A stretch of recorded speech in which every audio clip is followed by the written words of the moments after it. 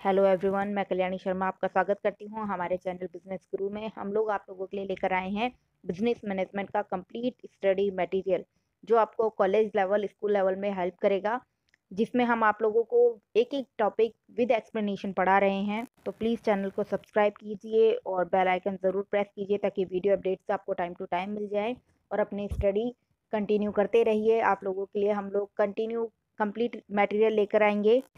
अभी हम लोग आप लोगों के लिए लेकर आए हैं 12th RBSC की कंप्लीट स्टडी मटेरियल, जिसमें आपको एक एक टॉपिक कंप्लीट एक्सप्लेनेशन के साथ आपको समझाया जा रहा है। आपकी कंप्लीट बुक आपको इसमें कवर करवाई जा रही है। तो प्लीज़ चैनल पे बने रहिए, वीडियोस देखते रहिए, लाइक कीजिए, शेयर कीजिए और चैनल सब्सक्राइब ज़रूर कीजिए। मैनेजमेंट, मोटिवेशन और लीडरशिप कर चुके हैं। अब हम लोग आते हैं अपने 6th चैप्टर मार्केटिंग यानी कि विपणन पर। विपणन को यदि हमें समझना है तो हमें उसे वितरण से जोड़ना पड़ेगा, हमें उसे बांटने से जोड़ना पड़ेगा। सिंपल सा अर्थ है कि विपणन में वो सभी क्रियाएं आती हैं जो किसी भी उत्पाद को उपभोक्ता तक पहुंचाने के बीच में की जाती हैं, लेकिन ये उत्पादन के बाद में शुरू होती हैं, जिसमें हम ग्राहकों तक और जो भी संबंधित व्यक्ति हैं उन तक सूचनाएं पहुंचाते हैं, एडवर्टाइजमेंट करते हैं, उन्हें मोटिवेट करते हैं ताकि वो हमारा उत्पाद खरीदें, व्यवसाय से जुड़ें।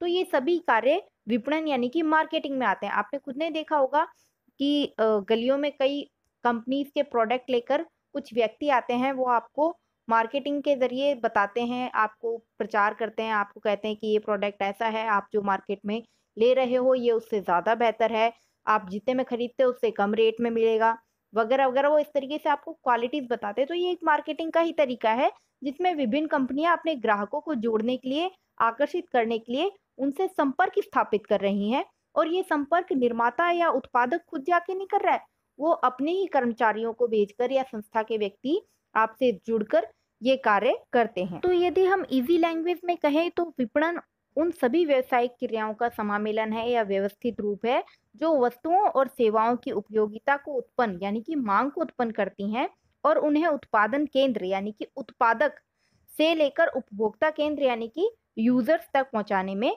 सहायक होती हैं। जैसे कि एडवर्टाइजमेंट हम खुद देखते हैं, टीवी में देखते हैं, रेडियो पर सुनते हैं, दीवारों पर पुल होते हैं, ब्रिज होते हैं, उनकी दीवारों पर हम आते जाते ये देखते हैं। ये विज्ञापन किस लिए किए जाते हैं? ये विज्ञापन इसलिए किए जाते हैं ताकि ग्राहकों तक सूचना पहुंचाई जाए उत्पाद के बारे में और उन्हें आकर्षित किया जाए, जिससे वो ग्राहक तक पहुंच सके, मार्ग उनका सरल हो। लेकिन मार्केटिंग में सिर्फ प्रचार प्रसार नहीं आता है, बल्कि पैकेजिंग, लेबलिंग वगैरह वगैरह बहुत सारी चीज़ें आती हैं। जैसे कि अगर ढंग की पैकिंग नहीं है, आप तक ढंग से सामान नहीं पहुंच रहा है, तो आप उसे खरीदना नहीं चाहोगे। तो ये भी विपणन का एक तरीका है कि ग्राहकों को ऐसी पैकिंग उपलब्ध कराई जाती है जिससे आकर्षित होकर ही वो सामान लेते हैं। उन्हें पता ही नहीं होता अंदर का सामान होगा अच्छा होगा या नहीं, वो बाहर की पैकिंग को ही देखकर खरीद लेते हैं। जैसे कि आपने कपड़ों वाली दुकान पर देखा होगा, अच्छे अच्छे कपड़े इस तरीके से पैक किए जाते हैं कि उसको देखते ही ग्राहक आकर्षित हो जाता है। वो ये नहीं देखता कि अंदर का मटेरियल कैसा है, अंदर का कपड़ा कैसा होगा, वो कपड़ा खरीद लेता है। बाद में वो भले ही उसको खोल के देखे वो अच्छा नहीं लगे, लेकिन पहले उसको उसकी पैकिंग बहुत अच्छी लग रही थी। आपने देखा होगा आजकल ज्वेलरी के बॉक्स की तरह ही कपड़ों की पैकिंग आती है। तो ये मार्केटिंग का ही एक ज़रिया है, जिसे देखकर सीधे जो ग्राहक है वो उसी की डिमांड करता है, कपड़े को वो अंदर नहीं देखता। तो ये भी ग्राहकों को आकर्षित करने का एक तरीका होता है। आइए देखते हैं विद्वानों ने क्या-क्या परिभाषा दी है विपणन की। सबसे पहले लेते हैं फिलिप कॉटलर की। उन्होंने कहा था कि विपणन प्रबंध उन कार्यक्रमों का विश्लेषण, नियोजन, क्रियान्वयन तथा नियंत्रण करना है जो संगठन के उद्देश्यों की प्राप्ति के लिए पारस्परिक हितकारी विनिमय एवं संबंधों का सृजन करने, निर्माण करने तथा उन्हें बनाए रखने के लिए किए गए हैं। अगली परिभाषा दी है स्टीव एंड कन्विक ने। इन्होंने कहा था कि विपणन प्रबंध संपूर्ण प्रबंध का वह कार्यकारी क्षेत्र है जो उपक्रम के विपणन उद्देश्यों की प्राप्ति हेतु उद्देश्यपूर्ण क्रियाओं के संचालन से संबंधित है। एक और डेफिनेशन प्रोफेसर जॉनसन ने दी थी, जिन्होंने कहा था कि विपणन प्रबंध व्यावसायिक क्रिया का वह क्षेत्र है जिसमें संपूर्ण विक्रय अभियान के सभी चरणों के संबंध में योजनाओं का निर्माण एवं क्रियान्वयन सम्मिलित है। चूंकि हम जानते हैं कि हमने कोई व्यवसाय किया है तो हम चाहेंगे कि हमारा जो उत्पाद है या सेवा है उसका अधिक से अधिक विक्रय हो और हमें लाभ प्राप्ति हो, यही हमारा उद्देश्य है। लेकिन ये होगा कैसे? जब ग्राहक के मन में उस उत्पाद के या सेवा के प्रति रुचि होगी, तब वो मांग उत्पादित करेगा, तब वो मांग उत्पन्न करेगा। मांग उत्पन्न होगी तो ही हम विक्रय कर सकते हैं, और इस मांग के सृजन के लिए या मांग की उत्पत्ति के लिए ही विपणन क्रियाएं की जाती हैं, जिसमें जो ग्राहक है उसको अभिप्रेरित करने की कोशिश की जाती है कि किस तरीके से वो ग्राहक अभिप्रेरित होके उस उत्पाद को खरीदने के लिए इच्छुक हो, उसकी डिमांड करे, जिसके लिए बहुत सारी क्रियाएं जैसे कि एडवर्टाइजमेंट करना, देखा है कितनी अलग अलग तरीके के एडवर्टाइजमेंट होते हैं। इसके अतिरिक्त पैकिंग इतनी अच्छी देते हैं कि पैकिंग से ही इम्प्रेस होके ले लेते हैं कई लोग। इसके अलावा ब्रांडिंग, यानी ब्रांड, अपनी ऐसी ब्रांड, अब जैसे लिबर्टी का है, लिबर्टी का नाम सुनते ही लिबर्टी का कोई भी जूता आएगा, जूते के अलावा वो कोई और भी प्रोडक्ट लेकर आएंगे ना, तो लिबर्टी का नाम सुन के हम ले लेंगे। या फिर रेड एंड चीफ है। इसके अतिरिक्त और भी जो भी ब्रांड हैं, हाई क्लास हैं, या जिन्होंने अपनी रेपुटेशन बना ली है, अब जिनका नाम बन चुका है, हम उनके उत्पाद आंख बंद करके खरीद लेंगे। तो ये विपणन का एक तरीका है कि मांग अपने आप उत्पन्न हो जाती है यदि हमने अपनी ब्रांड बना ली है, अपनी फर्म की ख्याति बढ़ा ली है। हम उत्पाद का मूल्य इस प्रकार से निर्धारित करते हैं कि ग्राहक को वो उसकी लागत, या ये बोलें कि उसकी बजट के अंदर ही मिले। जैसे कि अन्य उत्पाद है, अगर वो ज़्यादा महंगा मिल रहा है तो उससे कम उत्पाद में, कम मूल्य में वो चीज़ उपलब्ध करवाना। तो ये किस लिए? ताकि ग्राहक को वो ही चीज़ जो वो महंगी या ज़्यादा कीमत चुका के खरीद रहा है, वही चीज़ उसे कम कीमत में मिले और हमारे भी ग्राहक उत्पन्न हो। तो ये सभी क्रियाएं विपणन की। और इसके अलावा विक्रय, विक्रय ही वो महत्वपूर्ण जरिया है जिससे विपणन क्रिया सफल होगी, या ये बोले पूर्ण होगी, क्योंकि ग्राहक तक पहुंचाने का जरिया ही विक्रय है। हम व्यवसाय कर रहे हैं, हम दान तो कर नहीं रहे। तो इसके लिए यदि हमें अपने उत्पाद पहुंचाने हैं तो हमें विक्रय करना होगा। तो विक्रय भी एक महत्वपूर्ण कार्य हो जाता है, जिसे हम बोलते हैं विपणन कार्य या विपणन क्रिया का एक महत्वपूर्ण भाग। तो इन सभी डेफिनेशंस को देखने के बाद ये निष्कर्ष निकलता है कि विपणन प्रबंध समग्र प्रबंध की वह शाखा है जिसके अंतर्गत ग्राहकों की आवश्यकताओं का पहले अध्ययन किया जाता है तथा उनकी संतुष्टि के लिए प्रभावी विपणन कार्यक्रमों का विश्लेषण, उनकी प्लानिंग, फिर उनको करना यानी कि क्रियान्वयन, और उनकी कंट्रोलिंग यानी कि नियंत्रण किया जाता है। विपणन प्रबंध विपणन विचारों, क्रियाओं और प्रयासों का वास्तविक रूप में क्रियान्वयन है, अर्थात जो हमने प्लानिंग की है उसको मूर्त रूप देना ही विपणन कहलाता है। हम खुद विपणन को देखते हैं, मार्केटिंग को देखते हैं, एडवर्टाइजमेंट मार्केटिंग है, हमारे घर के गेट पर जो आता है व्यक्ति जो प्रचार कर रहा है वो भी मार्केटिंग का ही एक जरिया है, दीवारों पर लिखे विज्ञापन भी मार्केटिंग का जरिया है, अच्छी पैकिंग देना भी विज्ञापन का जरिया है, कम मूल्य पर वस्तु देना भी विपणन की ही एक प्रक्रिया है, विक्रय करना भी विपणन में ही आता है, प्रमापीकरण और श्रेणीयन करना भी विपणन में ही आता है, उत्पाद में चेंजेस करना भी विपणन का महत्वपूर्ण कार्य है, क्योंकि हम उत्पाद में चेंजेस क्यों कर रहे हैं? ताकि हम ज़्यादा से ज़्यादा ग्राहकों की आवश्यकताओं की पूर्ति करें और उन्हें उनकी आवश्यकता की वस्तु उपलब्ध करवा के ज़्यादा से ज़्यादा ग्राहक बढ़ा सकें। इसके अलावा ब्रांडिंग करना, ये सभी काम मार्केटिंग में किए जाते हैं। रिसर्च, सॉल्यूशंस, जिसमें हम ग्राहकों की समस्याओं का निदान करते हैं, नई नई रिसर्चेज करते हैं, नए नए अवसर उपलब्ध करवाते हैं, उन्हें छूट देते हैं, ये सब विपणन के ही क्षेत्र में आते हैं। तो अब आते हैं विपणन क्रियाओं या कार्यों पर, देखते हैं कि कौन कौन से कार्य या क्रियाएं इसमें की जाती हैं। वैसे तो सिंपल सा है कि ग्राहकों तक यदि वस्तु पहुंच गई है तो यानी कि हमारे विपणन उद्देश्य पूर्ण हो गया है, लेकिन वर्तमान में यानी कि अब ये थोड़ा सा आगे बढ़ गया है। अब हम सिर्फ उत्पादन करके ग्राहकों तक नहीं पहुंचा रहे हैं, बल्कि हम इसके बाद यानी विक्रय प्रांत भी उनको कई आवश्यकताएं की संतुष्टि दे रहे हैं, जैसे कि उनकी समस्याओं का निदान करना, उन्हें पुनः वस्तु बदलने या फिर सही करके देने की सुविधा या अन्य सुविधाएं उनको दी जाती हैं, जिससे क्या है ग्राहक संतुष्ट होकर निश्चिंत होकर अन्य उत्पाद भी खरीदने के लिए प्रेरित होता है। तो विपणन के अंतर्गत वस्तु या सेवाओं के उत्पादन से पूर्व से लेकर उसके वितरण और उसके विक्रय के बाद की जितनी भी सेवाएं हैं उन सभी को सम्मिलित किया जाता है, जिनका उद्देश्य होता है कि उपभोक्ताओं को ज़्यादा से ज़्यादा संतुष्ट करके लाभ भी कमाया जा सके और अपने जीवन स्तर और ग्राहकों के जीवन स्तर में भी वृद्धि की जा सके। तो चलिए देखते हैं कि विपणन की प्रबंध के कार्य के रूप में कौन कौन सी क्रियाएं की जाती हैं। सबसे पहले लेते हैं बाजार विश्लेषण। बाजार विश्लेषण में सबसे पहले तो करा जाता है बाजार संबंधी सूचनाओं का एकत्रीकरण, जिससे हमें पता चल सके कि भाई जो उत्पाद हम ला रहे हैं या जो उत्पाद हम लेकर आए हैं उसकी पहले से क्या फीडबैक रहा है, क्या उसकी डिमांड रही है, कितनी उसकी डिमांड थी, वो बिकेगा या नहीं, वो परिस्थितियोंवश चलेगा या नहीं, वगैरह-वगैरह, प्रतिस्पर्धा कितनी है, उन सबको ध्यान में रखकर फिर उनका करा जाता है विश्लेषण। विपणन कार्यों का प्रारंभ बाजार विश्लेषण के साथ ही होता है। इसके द्वारा विपणन प्रबंधक अपने ग्राहकों की आवश्यकताओं, इच्छाओं, रुचियों आदि का ज्ञान प्राप्त कर सकता है। यदि वो ग्राहकों की मांग या इच्छाओं का अनुमान लगा ले तो वो ये भी जान सकता है कि भाई बाजार में उसके उत्पाद या वस्तु की मांग और उसकी पूर्ति किस प्रकार हो सकती है या क्या उसकी स्थिति या परिस्थितियां रहेंगी।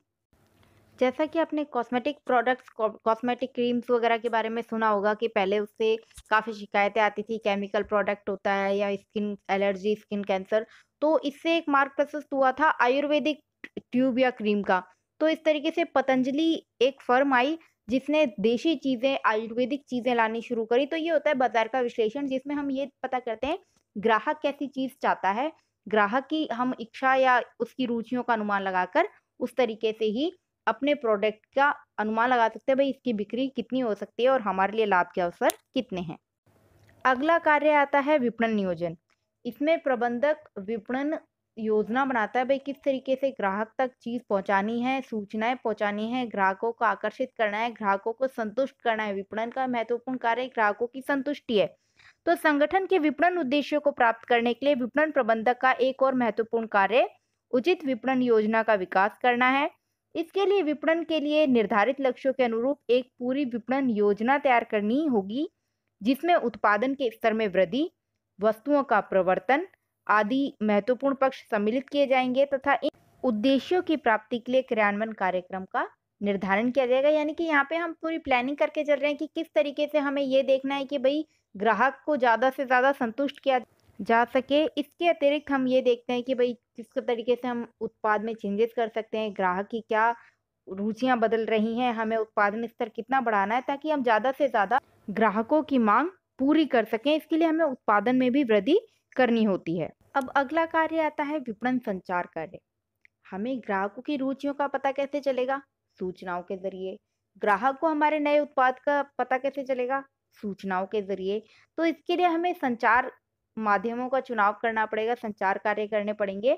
तो विपणन संचार कार्य का महत्वपूर्ण कार्य प्रत्येक विपणन प्रबंधक को अपनी संस्था में कुशल विपणन संचार की व्यवस्था करनी चाहिए। विपणन संचार के लिए विज्ञापन जरिया होता है, विक्रय संवर्धन की तकनीकें जैसे कि छूट वगैरह, फ्री उत्पाद जो आपको दिया जाता है, एक प्रोडक्ट के साथ दूसरा प्रोडक्ट फ्री या ज़्यादा मात्रा में आपको सामान उपलब्ध करवाना, ये सभी विपणन अनुसंधान कार्य करवाना। विक्रय कलाएं, जिसमें हम विक्रेता को बताते हैं कि भाई किस तरीके से वो ग्राहक को आकर्षित कर सकता है।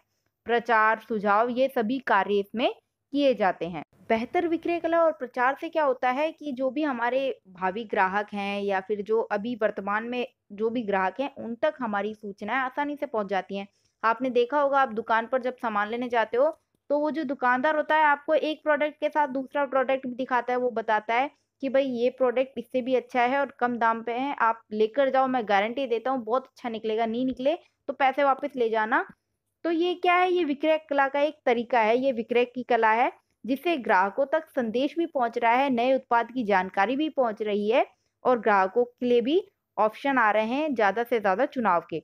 इसके साथ ही विपणन अनुसंधान से क्या होगा कि ग्राहक वस्तुओं के बारे में अपने सुझाव दे सकते हैं, अपनी शिकायतें बता सकते हैं ताकि उन्हें ज़्यादा से ज़्यादा संतुष्ट किया जा सके। तो ये सभी कार्य द्विमार्गी होती हैं, क्योंकि इसमें हम सुझाव ले रहे हैं, सूचनाएं प्राप्त भी कर रहे हैं और सूचनाएं दे भी रहे हैं। अगला विपणन कार्य आता है उत्पाद का रूपांकन एवं विकास करना। विपणन प्रबंधक का एक और महत्वपूर्ण कार्य यह होता है कि वे उत्पाद का रूपांकन और उसका विकास करें। उत्पाद का रूपांकन लक्षित उपभोक्ताओं के लिए उत्पाद को और आकर्षित बनाने में सहायक होता है। यानी कि इसमें हम ग्राहकों की रुचियों के अनुसार बदलाव करते हैं। जैसे कि आपने देखा होगा कॉस्मेटिक प्रोडक्ट्स का मैंने अभी अभी एग्जांपल दिया, उसी में ही हर ब्रांड अब अपने अपने आयुर्वेदिक प्रोडक्ट लेकर आ रही है। कॉलगेट अपने आयुर्वेदिक कॉलगेट लेकर आ रहा है। क्यों? क्योंकि भारत में आयुर्वेद एक ऐसी चिकित्सीय पद्धति है जिसे माना जाता है, जिसका विकास भारत में हुआ है, तो चयन भी उसका ही ज़्यादा करते हैं भारतीय, उसकी ओर ज़्यादा आकर्षित होते हैं। तो यहाँ पर अगर उन्हें अपना उत्पाद चलाना है तो उनकी आवश्यकताओं को ध्यान में रखना पड़ेगा, तो आयुर्वेदिक प्रोडक्ट आए। तो यहाँ पर वो उसके अनुसार वस्तुओं को चेंजेस करते हैं ताकि ग्राहक आकर्षित हों, एक अच्छा सा स्वरूप उत्पाद की उपयोगिता को बढ़ा सकता है तथा बाजार में इसे और अधिक प्रतियोगी बना सकता है। यानी आपको मार्केट में टिकना है तो आपको ग्राहकों की आवश्यकता के अनुसार अपने उत्पाद में परिवर्तन करना होगा, उसके रूप को बदलना होगा, उसका रूप ऐसा ही देना होगा जैसा कि ग्राहक चाहता है। अब अगला आता है बाजार वर्गीकरण। यहाँ पे हम अपने जो संभावित ग्राहक हैं या हमें लगता है कि भाई उनकी समान रुचियां हैं, उन्हें हम अलग करके सिर्फ उन्हीं पर ही टारगेट करते हैं, उन्हीं को ही आकर्षित करने का प्रयास करते हैं, क्योंकि एक संस्था सभी आवश्यकताओं की पूर्ति नहीं कर सकती है, सभी प्रकार के ग्राहकों को संतुष्ट नहीं कर सकती है। तो यहाँ पर कोई भी संस्था अपनी किसी भी वस्तु से सभी ग्राहकों को संतुष्ट नहीं कर सकती, अतः प्रत्येक संस्था को संपूर्ण बाजार में कुछ विशेष प्रकार के ग्राहकों का ही चुनाव करना चाहिए तथा उन्हें संतुष्ट करने का प्रयास करना चाहिए। उनकी समान प्रकार की विशेषताएं, आवश्यकताएं, रुचियां, इच्छाएं, इनके अनुसार ही समूहों का उप बाजार के अनुसार वर्गीकरण किया जाना चाहिए। बाजार वर्गीकरण कहलाता है प्रत्येक संस्था बाजार वर्गीकरण करके किसी एक या अधिक बाजारों का चुनाव कर सकती है तथा उन्हीं बाजारों की आवश्यकताओं के अनुरूप अपना विपणन कार्यक्रम निर्धारित कर सकती है। जैसे आपने बड़ी बड़ी महंगी महंगी गाड़ियां देखी हैं, तो उनकी फर्म या उनकी कंपनी सिर्फ उन्हीं ग्राहकों पर ही टारगेट करती है जो इन्हें पसंद करते हैं या जो इन्हें अफोर्ड करते हैं। वो इससे निम्न स्तर पर ज़्यादा टारगेट नहीं करती। वो ये नहीं देखती कि भाई सभी ग्राहकों जो मध्यम स्तर का है या जो निम्न स्तर का है, जो कार या जो महंगी गाड़ियां नहीं खरीद सकता है, तो मैं उनके लिए भी चीज़ बनाऊं। यदि वो ऐसा करेगा तो शायद वो अपने उद्देश्यों से अलग हो जाएगा या फिर उसके लिए उसे और भी ज़्यादा प्रयास करने पड़ेंगे। तो इसलिए वो सिर्फ उन्हीं पर ही टारगेट करके उन्हीं लोगों की पसंद के अनुसार चीज़ों का निर्माण करता है, यानी लग्ज़री चीज़ें, महँगी-महँगी चीज़ों का ही निर्माण करेगा और उन्हीं लोगों को आकर्षित करेगा जिनके लिए वो अफ़ोर्डेबल है। ठीक इसी प्रकार यदि निम्न स्तर के कर्मचारी हैं तो वो निम्न स्तर के कर्मचारियों पर ध्यान रखेंगे। वो अपना टारगेट बाँध लेते हैं, भई सस्ती से सस्ती कार बनाएँ, कम से कम लागत में, जिससे कि सभी की आवश्यकताओं की पूर्ति हो। तो इस तरीके से बाजार का वर्गीकरण हो जाता है। वो फर्म अपने-अपने बाजार बाँट लेती हैं और अपने-अपने उत्पादों का निर्माण भी उनकी यानी कि ग्राहकों की माँग के अनुसार ही करती हैं। आपने कहीं बड़े-बड़े, महँगे-महँगे शोरूम देखे हैं, वो कभी सस्ती चीज़ें नहीं रखते। क्यों नहीं रखते? क्योंकि उन्हें टारगेट ही उनका टारगेट ही है कि उन्हें ज़्यादा से ज़्यादा बिक्री करनी है, महँगी से महँगी चीज़ें अफ़ोर्ड कर सकें। अब अगला आता है प्रमापीकरण और श्रेणीयन। प्रमापीकरण का अर्थ होता है पूर्व निर्धारित जो भी विशिष्टताएं हैं, उनके अनुरूप वस्तुओं का उत्पादन करना, जिससे उत्पाद में एकरूपता और अनुकूलता आती है। यानी कि वो मानक जो हमने विभिन्न सूचनाओं के आधार पर तय किए थे, भाई ग्राहक को किस प्रकार की वस्तु चाहिए और उसके लिए क्या क्या उसमें विशिष्टता होनी चाहिए, उसकी क्या गुणवत्ता होनी चाहिए। प्रमापीकरण क्रेताओं को यह सुनिश्चित करता है कि वस्तुएं पूर्व निर्धारित गुणवत्ता, मूल्य और पैकिंग के अनुसार ही हैं। यदि ये बदली भी मिले तो ग्राहक उससे असंतुष्ट होगा, उस पर विश्वास नहीं करेगा और आगे से उसे खरीदना नहीं चाहेगा। इसके अतिरिक्त श्रेणियन के अंतर्गत उत्पादित वस्तुओं को उनकी किस्म और उनके गुणों के अनुसार विभिन्न वर्गों में बांट दिया जाता है। दोनों कार्यों को करने से वस्तुओं को पहचानने और उनके मूल्य निर्धारण करने में सुविधा रहती है। मतलब पतंजलि और यूनिलीवर दोनों एक जैसे प्रोडक्ट बना रहे हैं। दोनों की जो प्रोडक्ट हैं, जैसे कि कोलगेट का जो प्राइस रेट है या जो कंपटीशन है, वो उसके पतंजलि के टूथपेस्ट से होगा, और जो यूनिलीवर का हेयर ऑयल है या अदर प्रोडक्ट है, उसका पतंजलि के हेयर ऑयल या अदर प्रोडक्ट से, जैसे कि शैम्पू, क्रीम का क्रीम से, इसके अलावा खाने की चीज़ों का खाने की चीज़ों से। तो वो गुणवत्ता और उसकी किस्म के आधार पर ही तय होता है कि उसे किस श्रेणी में रखा जाए और उसके आधार पर ही किस प्रकार से उसका मूल्य निर्धारित किया जाए। अब अगला आता है पैकेजिंग और लेबलिंग। पैकेजिंग किस लिए यूजफुल है? भाई एक प्रोडक्ट को लंबे समय तक सुरक्षित रखने और ग्राहकों तक सही सलामत पहुंचाने के लिए अच्छी पैकिंग की हमें ज़रूरत होती है। और लेबलिंग हमें किस लिए आवश्यक होती है? इससे ग्राहकों की उत्पाद के प्रति विश्वास को बढ़ाया जा सकता है। तो जब कोई विपणन विभाग अपनी संस्था द्वारा निर्मित या संयोजित वस्तुओं का विक्रय करता है, तो उस विभाग को उन वस्तुओं का नामकरण और पैकेजिंग भी करनी होती है। यानी ये जो पहचान है, ये इसी के आधार पर है। हम अच्छी पैकिंग और लेबलिंग के आधार पर ही उस प्रोडक्ट को खरीदते हैं। उसकी पहचान भी उसी के आधार पर ही होगी। पैकेजिंग का अर्थ उत्पाद के पैकेज का रूपांकन करना, और लेबलिंग में पैकेज पर जो लेबल लगाए जाते हैं उनका रूपांकन किया जाता है। पैकेजिंग के द्वारा वस्तुओं की रंग और किस्म की सुरक्षा प्रदान की जाती है। इसके द्वारा वस्तु को आकर्षक भी बनाया जा सकता है, आकर्षक प्रस्तुतिकरण होता है, जिससे लोग उसे खरीदने के लिए प्रेरित होते हैं। कभी-कभी क्रेता पैकेजिंग से ही उत्पाद की गुणवत्ता का आकलन कर लेते हैं। आज के समय में लेस अथवा अंकल चिप्स यानी कि ऑल्ट के जो वेफर्स होते हैं, विभिन्न प्रकार के शैम्पू, टूथपेस्ट आदि उपभोक्ता ब्रांड की सफलता में पैकेजिंग की महत्वपूर्ण भूमिका होती है।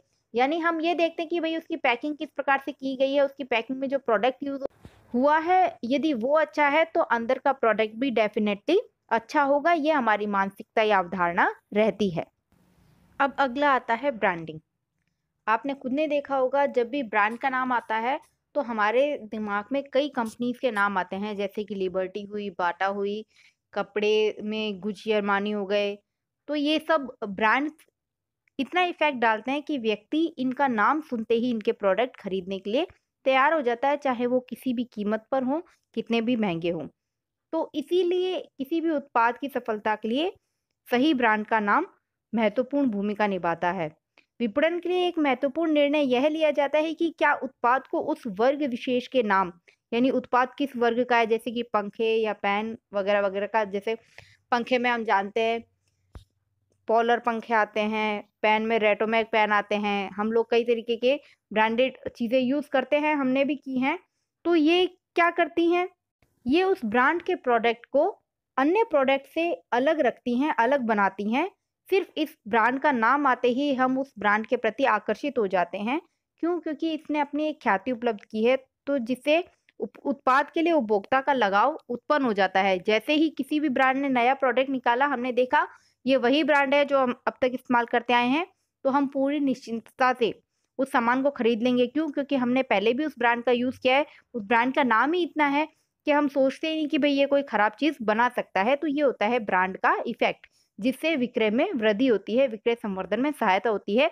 तो अपने प्रोडक्ट की ब्रांडिंग भी आवश्यक होती है और ये विपणन विभाग का ही कार्य होता है।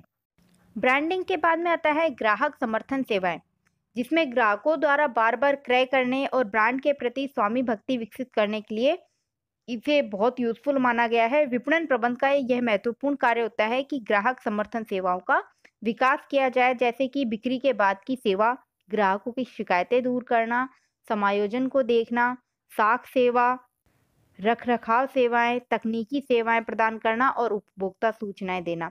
तो इनसे क्या होता है, ये सभी ग्राहक को अधिकतम संतुष्टि प्रदान करती हैं, जो कि आज के समय में विपणन की सफलता की कुंजी। आपने कई जगह देखा होगा, जैसे कि मोटरसाइकिल वगैरह के विक्रेता होते हैं, तो वो सर्विसेज़ के लिए एक टाइम पीरियड देते हैं, भई इतने टाइम तक, 1 साल तक या 6 महीने तक आपको फ्री सर्विसेज़ दी जाएँगी। साख सेवाओं में किस्तें उपलब्ध करवाई जाती हैं, महँगी-महँगी चीज़ें किस्तों में उपलब्ध करवा दी जाती है, जिसमें उन्हें उधार ही वो वस्तु दे दी जाती है। तो ये इससे वो ग्राहक जो एक साथ नहीं खरीद सकता है महँगी चीज़, तो वो छोटी-छोटी किस्तों में चीज़ को खरीद लेता है। तो इस तरीके से भी ग्राहक को संतुष्ट करने के प्रयास किए जाते हैं। यदि कोई चीज़ खराब हो गई है, तो उनकी शिकायतों को दूर करना, वारंटी या गारंटी जैसी सेवाएँ भी दी जाती हैं। चूँकि विपणन का उद्देश्य यही है कि ग्राहक को अधिक से अधिक संतुष्ट करना है हमें और ग्राहक तक अपने उत्पाद को पहुँचाना है, तो इसके लिए हमें ग्राहक समर्थन सेवाएँ देना भी अनिवार्य होगा। तो ये विपणन विभाग के ही कार्यों में आता है। अब अगला विपणन विभाग का कार्य होता है उत्पाद का मूल्य निर्धारण करना।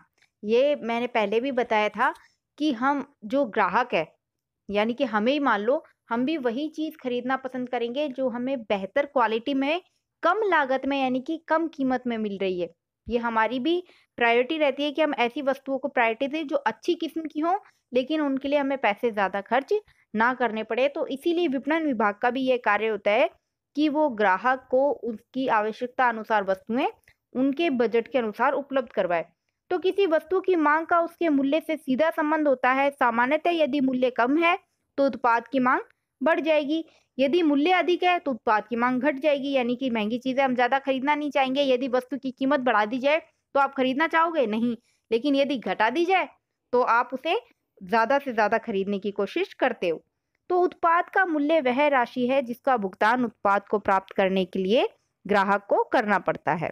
मूल्य एक महत्वपूर्ण तत्व होता है जो बाजार में किसी भी उत्पाद की सफलता और असफलता को प्रभावित करता है।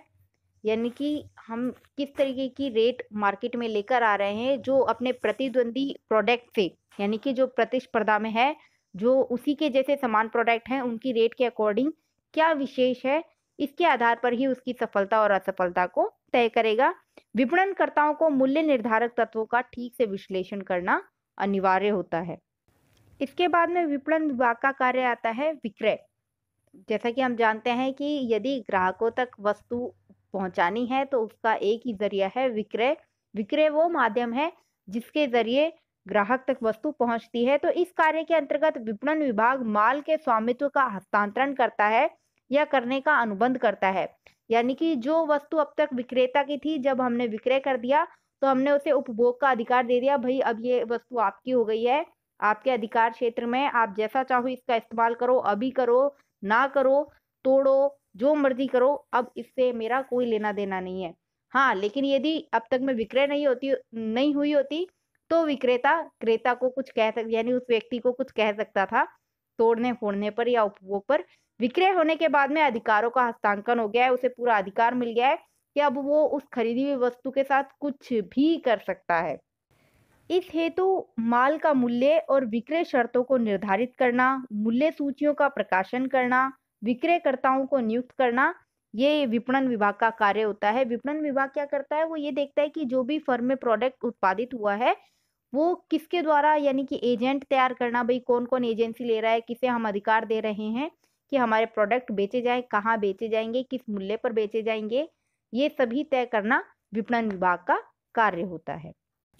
अब अगला कार्य होता है विपणन विभाग का परिवहन व्यवस्था करना। चूंकि विपणन विभाग का कार्य है ग्राहकों तक वस्तु को उपलब्ध करवाना, तो परिवहन उसका महत्वपूर्ण सोर्स है। बिना परिवहन के तो आज मनुष्य ही नहीं चल सकता, जिसके पास पैर हैं चलने के लिए वो भी नहीं पहुंच सकता, तो फिर सामान कैसे पहुंचेगा। तो परिवहन माल को एक स्थान से दूसरे स्थान तक पहुंचाने का एक जरिया है। विभिन्न उत्पादकों से माल एकत्रित करने तथा अनेक ग्राहकों को यथा समय माल उपलब्ध कराने के लिए परिवहन की व्यवस्था करनी पड़ती है। यह एक महत्वपूर्ण कार्य है जो वस्तु को स्थान उपयोगिता प्रदान करता है। स्थान उपयोगिता का अर्थ क्या होता है, वस्तु को उस स्थान तक पहुंचाना जहां पर ग्राहक उसे चाहता है। विपणन विभाग जल, थल, नभ यानी बाय एयर मार्गों से परिवहन की व्यवस्था कर इस कार्य को संपन्न करता है। माल के परिवहन के लिए बीमा की व्यवस्था करवाना भी इसी विभाग का कार्य होता है। भाई जाहिर सी बात है, यदि ग्राहक को घर बैठे सामान मिल रहा है या उस स्थान पर सामान आसानी से मिल रहा है जहां पर वो पहुंच सकता है, तो वो उसी कंपनी के प्रोडक्ट खरीदना पसंद करेगा। तो ऐसे में विपणन विभाग की जिम्मेदारी है कि वो परिवहन की उचित व्यवस्था करे। अब अगला कार्य आता है विपणन विभाग का स्टोरेज यानी कि संग्रहण। हम बिना सीजन के भी वो वस्तुएं प्राप्त कर लेते हैं जो उस सीजन में उत्पादित नहीं होती। गर्मी का सीजन आता नहीं है उससे पहले तो मार्केट में आम आ जाता है, सर्दियां जा चुकी होती है लेकिन हम गोभी खा रहे होते हैं। तो ये सब आते कहाँ से हैं, ये स्टोरेज से आते हैं। तो इस समय विपणन विभाग क्या करता है, जब मांग कम होती है और मांग उत्पादन ज्यादा हो जाता है तो वो स्टोर करके रख लेता है और उस प्रोडक्ट को तब मार्केट में लाता है जब मांग अधिक हो रही हो, उत्पादन कम हो या फिर सीजन ना हो। तो इससे क्या होता है, उन ग्राहकों को भी संतुष्ट कर दिया जाता है जो सीजन जाने के वक्त भी उस वस्तु को चाहते हैं, प्राप्त करना चाहते हैं। सामान्यतः वस्तु का उत्पादन तथा उनकी बिक्री अथवा उपयोग के बीच समय का अंतर होता है। विनिमय कार्य को पूरा करने के लिए विपणन विभाग को माल का संग्रहण भी करना पड़ता है। विपणन विभाग माल को उस समय संग्रहित कर लेता है जब माल की पूर्ति मांग की तुलना में ज्यादा हो, जैसे कि आलू, सेब, गेहूं, इन सभी को संग्रहित करके रख लिया जाता है ताकि मौसम समाप्त होने के बाद में भी इनकी आपूर्ति बनाई रखी जा सके। संग्रहण कार्य से माल को की मांग जो और पूर्ति होती है उसमें संतुलन बना रहता है। वर्तमान में हमें किसी भी चीज के लिए, किसी भी फल के लिए, किसी भी सब्जी के लिए सीजन पर आधारित नहीं हो रहना पड़ता। हमें वो कंटिन्यू मिलती रहती है, पूरे सीजन हमें वो चीजें उपलब्ध होती रहती है। तो ऐसा कैसे हो सकता है, ऐसा स्टोरेज यानी कि भंडारण के बाद ही संभव हो पाता है। विपणन विभाग का अगला कार्य है वित्त व्यवस्था। वित्त की आवश्यकता माल खरीदने, उसका संग्रहण करने, विपणन विभागों के खर्चों को पूरा करने के लिए करनी पड़ती है, अतः विपणन विभाग वित्त की व्यवस्था भी करता है। यह विभाग संस्था के उच्च प्रबंधकों को उनकी आवश्यकता से अवगत कराकर उनसे वित्त प्राप्त करता है। कभी कभी यह विभाग स्वयं भी बैंकों और वित्तीय संस्थाओं को ऋण भी देता है। चूंकि कोई भी कार्य बिना वित्त या धन के संभव नहीं हो पाता, तो ऐसे में विपणन विभाग को ये सारे कार्य परिवहन का, संग्रहण का या फिर विश्लेषण वगैरह से संबंधित, पैकेजिंग, लेबलिंग से संबंधित कार्य करने हैं, तो वित्त की तो आवश्यकता पड़ेगी ही। तो ऐसे में उस वित्त की व्यवस्था करना भी इन्हीं का दायित्व है। अपने कार्य क्षेत्र में जो भी वित्त लगेगा या जिस वित्त की आवश्यकता है, जिस धन की आवश्यकता है, उसको अर्जित करना या उसकी व्यवस्था करना इनका काम होता है, जिसके लिए प्रबंधक से उसे प्राप्त करते हैं। प्रबंधक को बताते हैं भाई हमें इतने की आवश्यकता है या इतना कार्य क्षेत्र है, उसके अकॉर्डिंग इतने वित्त की व्यवस्था करनी है, तो प्रबंधक उन्हें वो धन या वित्त उपलब्ध करवाता है। इसके अलावा ये क्या करते हैं, ये अन्य संस्थाओं को या बैंकों को भी ऋण उपलब्ध करवाते हैं। अगला कार्य आता है जोखिम उठाना। विपणन कार्यों में जोखिम भी होता है। माल के नष्ट होने, माल की मांग में परिवर्तन हो जाने, यानी कि स्टोरेज किया है, यदि मांग उतनी नहीं है और स्टोरेज ज़्यादा कर लिया है तो वो माल खराब होने का डर है। स्टोरेज के बीच में ही यदि माल खराब हो जाए या किसी भी तरीके की हानि हो जाए तो भी आग लग जाना, बाढ़ आ जाना, इससे माल नष्ट हो जाने की वजह से जोखिम तो रहता ही है। उधार वसूली ना हो यदि, यानी कि जो ऋण अन्य संस्थाओं को दिया था यदि वो प्राप्त पुनः नहीं हो पा रहा, तो ये भी एक तरीके से हानि है, यानी कि जोखिम है। तो ऐसे में विपणन विभाग को जोखिम भी उठाने पड़ते हैं। चूंकि कई जोखिमों का तो बीमा हो सकता है, जैसे कि सामान का बीमा हो जाएगा, तो यदि आग या बाढ़ हो भी जाती है, दुर्घटना हो भी जाती है, तो वो पुनः अर्जित किया जा सकता है, उसकी कुछ वसूली तो हो जाएगी। लेकिन कई कई ऐसे जोखिम होते हैं जिनका बीमा संभव नहीं हो पाता, तो उन जोखिमों का भार या उस हानि का भार तो विपणन विभाग को स्वयं ही उठाना पड़ेगा और उसको कम करने, तो ऐसे में विपणन विभाग क्या करता है, वो विश्लेषण करता है कि भाई किस प्रकार के जोखिम उत्पन्न हो जाएंगे। तो आज का टॉपिक अपना यहीं पे कंप्लीट होता है। अगली वीडियो में हम लोग आगे की स्टडी कंटिन्यू रखेंगे। तो चैनल पे बने रहिए, वीडियो लाइक कीजिए, शेयर कीजिए और चैनल सब्सक्राइब ज़रूर करते जाइएगा। बेल आइकन ज़रूर प्रेस कर लेना ताकि आपको वीडियो अपडेट्स मिल जाएँ। और कोई भी क्वेश्चन अगर आपको आपके माइंड में लगता है या कोई डाउट लगता है तो वो आप कमेंट बॉक्स में पूछ सकते हैं, आपको डेफिनेटली आंसर किया जाएगा।